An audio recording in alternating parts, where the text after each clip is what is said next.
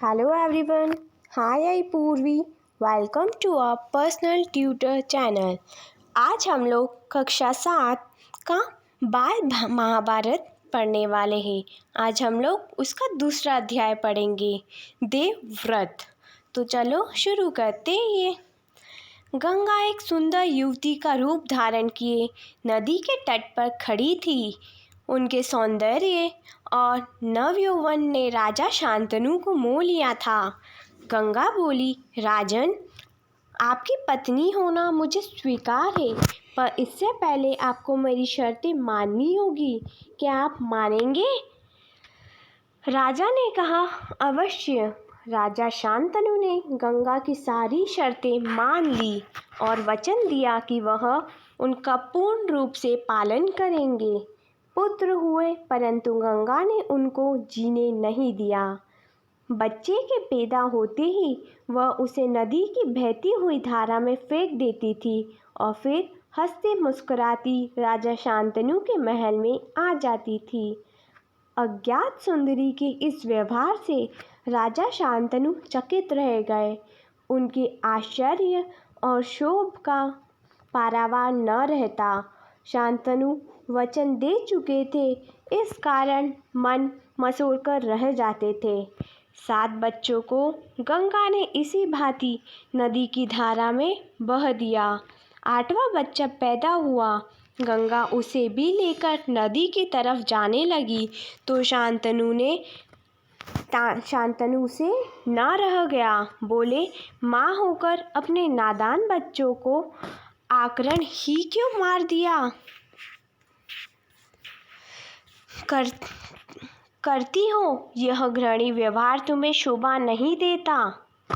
राजा की बात सुनकर गंगा मन ही मन मुस्कुराई, परंतु क्रोध का अभिनय करती हुई बोली, राजन, क्या आप अपना वचन भूल गए हैं?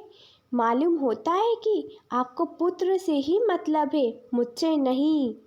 आपको मेरी क्या परवाह है? ठीक है, पर शर्त के अनुसार मैं अब नहीं ठहर सकती. हाँ, आपके इस पुत्र को मैं नदी में नहीं फेंकूंगी. इस अंतिम बालक को मैं कुछ दिन पालूंगी और फिर पुरस्कार के रूप में आपको सौंप दूंगी. यह कहकर गंगा बच्चे को साथ लेकर चली गई. यही बच्चा आगे चलकर भीष्म पितामह के नाम से व्याख्यात हुआ. गंगा के चले जाने से राजा शांतनु का मन विरक्त हो गया. उन्होंने भोग विलास से जी हटा लिया और राजकाज में मन लगाने लगे. एक दिन राजा शिकार खेलते खेलते गंगा के तट पर चले गए तो देखा, किनारे पर खड़ा एक सुंदर और गठिल युवक गंगा की बहती हुई धारा पर बाण चला रहा था. बाणों की बौछार से गंगा की प्रचंड धारा एकदम रुकी हुई थी. यह दृश्य देखकर शांतनु दंग रह गए. इतने में ही राजा के सामने स्वयं गंगा आकर उपस्थित हो गई. गंगा ने युवक को अपने पास बुलाया और राजा से बोली, राजन, पहचाना मुझे और इस युवक को?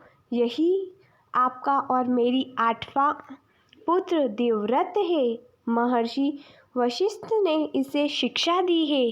शास्त्र ज्ञान में शुक्राचार्य और रण कौशल में परशुराम ही इसका मुकाबला कर सकते हैं. यह जितना कुशल योद्धा है, उतना ही चतुर राजनीतिज्ञ भी है. आपका पुत्र मैं आपको सौंप रही हूँ. अब ले जाइए इसे अपने साथ. गंगा ने देवव्रत का माथा चूमा और आशीर्वाद देके राजा के साथ उसे विदा कर दिया. धन्यवाद.